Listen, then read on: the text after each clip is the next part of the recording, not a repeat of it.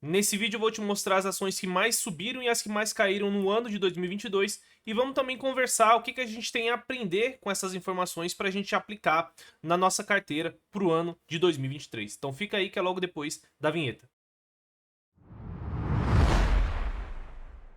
Fala pessoal, beleza? Eu sou o Kaique da equipe do Já Invest e se você não é inscrito no canal, já se inscreve para não perder nenhum dos nossos próximos conteúdos e deixa o like para ajudar a gente a chegar a mais investidores. Bom, sobre o ano de 2022, foi um ano muito volátil, né? A gente já iniciou o ano com uma guerra na Europa que ninguém imaginava que ia acontecer. Aqui no Brasil a gente teve também um cenário político que trouxe muita volatilidade, principalmente a partir do meio do ano para frente, né? Ali no segundo semestre. Mas o que eu queria conversar mais aqui nesse vídeo eram sobre as empresas que mais subiram e as que mais caíram no ano de 2022, considerando só as empresas que estão no Ibovespa. O que a gente tem a aprender com essas quedas e com essas altas para a gente aplicar na nossa carteira. E também no final do vídeo eu quero mostrar para vocês uma simulação. Se a gente tivesse investido R$ 1.000 em cada uma dessas empresas, se teria valido a pena, se a gente teria batido o índice nesse ano, que eu acho que também tem uma lição legal para a gente tirar a partir daí. E falando já aqui das ações que mais caíram no ano, a ação que mais caiu foi a IRB, com uma queda de 78%, seguida da Americanas, que caiu 68%, a CVC, que caiu 66%, Qualicorp caiu 64% e a Melius caiu aí 63% no ano. Quando a gente passa para as maiores altas, a gente tem a Açaí subindo 51%, a Ipera subindo 64%, BB Seguridade 74%, a PetroRio 80% e a Cielo com quase 140% de alta no ano de 2022. E começando pela maior alta, a Cielo. Para quem não conhece, a Cielo é uma empresa de maquininha de cartão, principalmente, né? Então, essas maquininhas que a gente passa o cartão de crédito, o cartão de débito, era uma empresa que já vinha sofrendo bastante nos últimos 5 anos por conta do aumento da competição ali no segmento dela, principalmente a competição com a Stone e a PagSeguro, que entraram muito acirradas na competição ali em 2016, 17, 18. E a Cielo sofreu muito nos anos de 2020 e 2021 por conta ali dos lockdowns, da pandemia, a queda no consumo, né? Muita gente deixando de sair de casa, ou seja, deixando de passar o cartão ali nas maquininhas da Cielo. Então foi uma empresa que sofreu bastante. Em 2022, ela precisou fazer aí realmente uma mudança de estratégia, uma virada de chave para poder voltar a entregar bons resultados. O que aconteceu é que a gestão decidiu focar 100% no negócio de maquininha, nos clientes de maquininha aqui no Brasil, né? E já começou o ano passando um ótimo sinal para o mercado com a venda da fatia que ela tinha na Merchan, que era uma operação fora do Brasil. Então eles venderam essa fatia, né, embolsaram parte do dinheiro, né, embolsaram como lucro essa venda e focaram também 100% nos negócios aqui no Brasil. Então não só passou uma boa mensagem, como também reforçou um pouco do caixa ao longo do ano.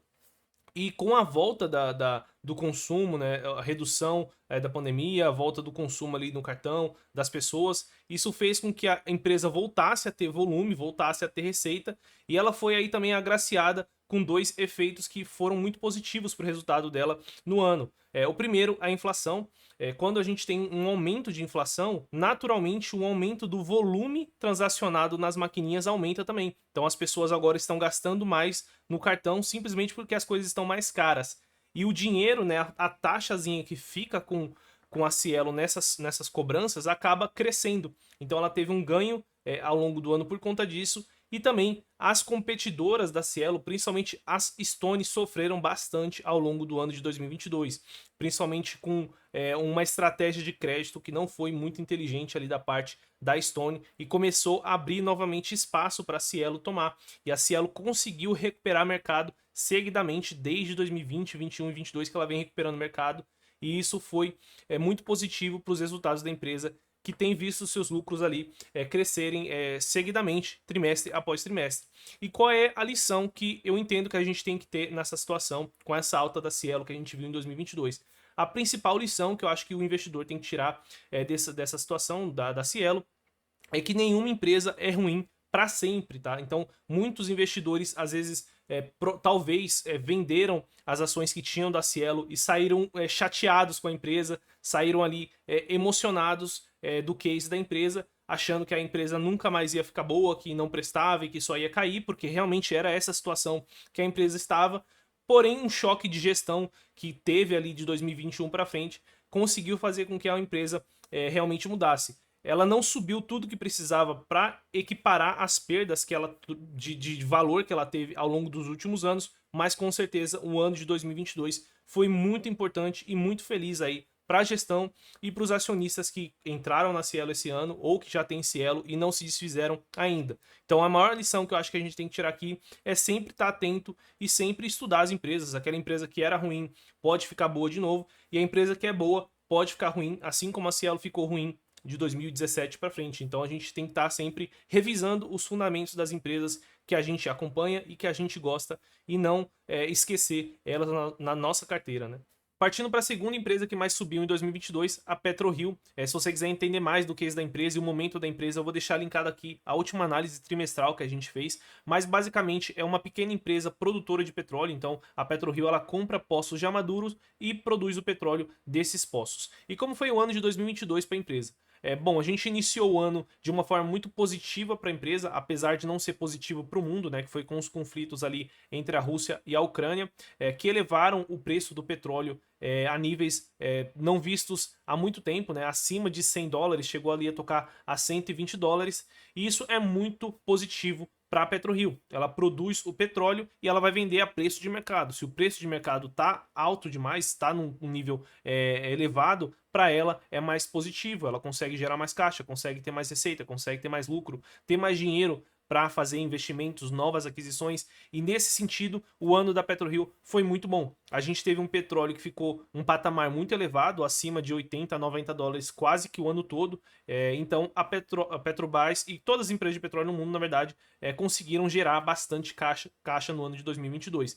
E por que a PetroRio conseguiu se sobressair em comparação às outras? É por conta da qualidade e a eficiência da gestão da empresa, tá? Então não só ela conseguiu vender mais caro o petróleo, porque o petróleo estava mais caro, mas ela teve também uma redução do lifting cost bem representativa no ano de 2022, ou seja, a empresa conseguiu fazer com que custasse menos para ela produzir o mesmo petróleo, e isso gera bastante margem para a operação da empresa. Um outro ponto positivo é que ela conseguiu aumentar bastante a produção dos poços que ela já tinha. Então, naqueles poços que ela já tinha o investimento feito com estratégia, com tecnologia, com gestão, ela consegue de vez em quando produzir um pouco mais do que era produzido no passado. E esse ano ela conseguiu extrair muito leite de pedra, por assim dizer. Então ela conseguiu fazer com que a produção crescesse de forma orgânica, de forma muito relevante.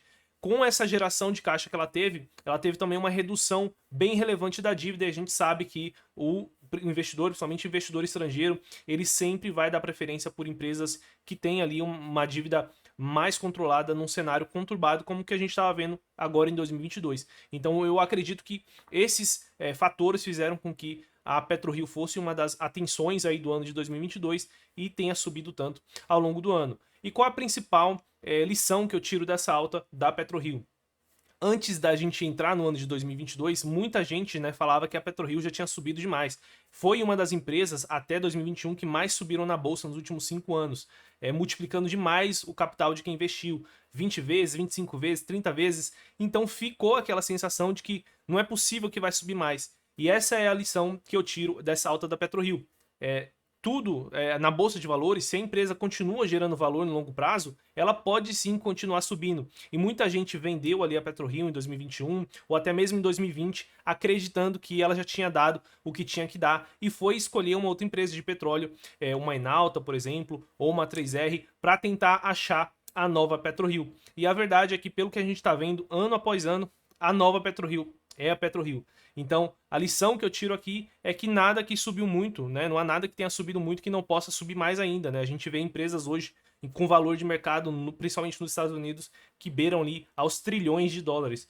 Então, nada é impossível na bolsa de valores. Claro que a gente tem que ter bom senso, mas se a empresa continua sendo boa, continua melhorando, a tendência é que a cotação siga os fundamentos da empresa no longo prazo e não tem por que a gente achar que não vai subir mais. Partindo agora para a maior queda do ano, que foi da IRB Seguros, para quem não conhece, é a maior resseguradora do Brasil, ou seja, ela faz um seguro de um seguro, é uma operação bem complicada, e ela tem passado por uma fase bem difícil desde o início do ano de 2020, com toda aquela crise de confiança que a gestão causou, né, todo aquele rolo que a gente já sabe, quem é acionista ou quem acompanha o mercado há algum tempo já sabe da história da IRB. E o ano de 2022 também não foi muito feliz para a empresa, tá? Ela tem dado prejuízo atrás de prejuízo todos os trimestres, não tem conseguido gerar um fluxo de caixa que seja sustentável para o tamanho da operação que ela tem, para o tanto de contratos que ela tem. O ano de 2021 também não foi feliz para a empresa, a queda de taxa de juros prejudicou demais a parte da receita que vinha do resultado financeiro da empresa. Então, a resseguradora também tem um resultado importante que vem ali da receita, do resultado financeiro, de aplicações com juros, e com juros caindo, isso prejudicou demais a operação da empresa. Foi obrigada a levantar capital, a diluir bastante o acionista. E o ano de 2022, que era um ano que ela poderia fazer essa reestruturação, ela tem tentado fazer essa reestruturação, ela teve aí alguns percalços ao longo do caminho, como um aumento da sinistralidade, principalmente ali a sinistralidade na parte agro, com todos os problemas climáticos que a gente teve aí no Brasil, e tudo isso tem dificultado bastante a vida da empresa, né? A gente aqui no GA tem sido bem pessimista com a IRB desde as primeiras confusões e problemas que foram surgindo no início de 2022, no início de 2020, em 2021 piorou também, e agora em 2022 a gente ainda recomendou venda novamente em agosto de 2022 para os nossos assinantes, né, no GA. A gente avisou, inclusive, publicamente, se eu não me engano, que não fazia sentido, né, principalmente depois que veio aquele aviso da diluição toda que ela ia fazer. É muito difícil com que a IRB consiga gerar valor para recuperar o valor que já foi destruído. Então, mais ou menos em agosto ali a gente recomendou venda novamente. Desde então, a empresa caiu mais 50% desde a nossa recomendação. Então, a maior lição que eu acho que o investidor tem que tirar aqui da IRB é justamente essa lição de que a gente não tem nada que já caiu que não possa cair ainda mais. Então eu vejo que o investidor tem esse viés, né? Comprou a IRB, por exemplo, a R$ 10 porque pegou uma diquinha em algum lugar ou porque foi seguir um grande investidor, e a ação caiu 60%. E ele segura aquela ação ali na carteira dele porque ele acha que agora já perdeu demais, então eu vou esperar voltar, e a ação continua caindo. Então esse viés, principalmente ligado ao preço, só faz mal. O dinheiro que está investido ali em IRB, você poderia colocar numa empresa que subiu bastante, uma Cielo, por exemplo, uma PetroRio. Você teria muito mais chance de recuperar do que numa empresa que você sabe que é ruim, numa empresa que você sabe que está passando por um momento muito difícil e terá muita dificuldade de recuperar o valor que você tem. E o único motivo para você ter aquele investimento é o peso emocional de você não querer lidar com a venda.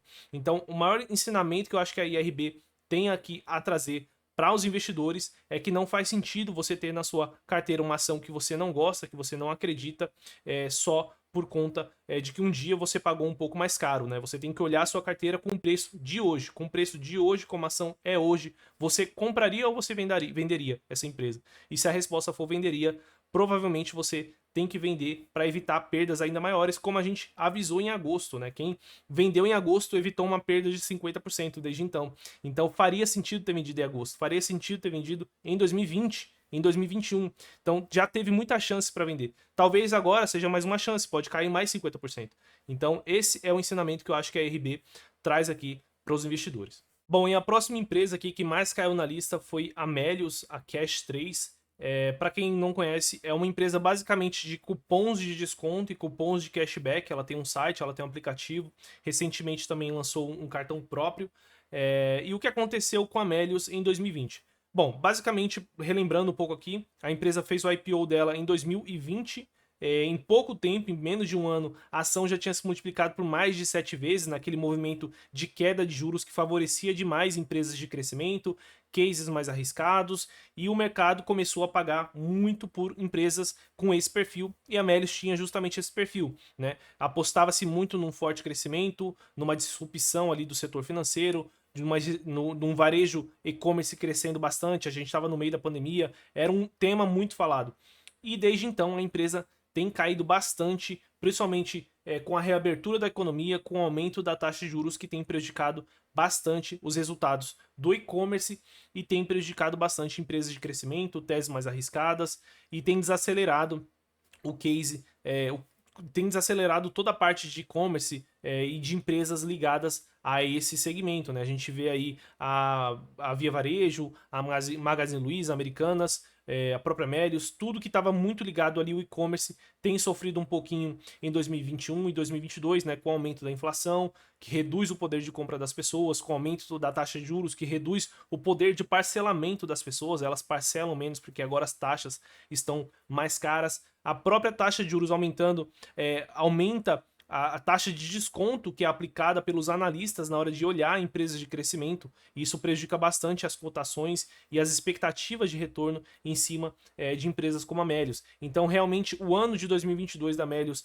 ela teve sim uma desaceleração nas receitas dela, nas receitas tem tanto, né? Mas ali no lucro, no EBITDA, no crescimento de clientes, teve sim essa parte, mas ela foi muito mais impactada pelo macro, e daí eu tiro a lição do ano aqui da queda da Melius, que é o macro importa.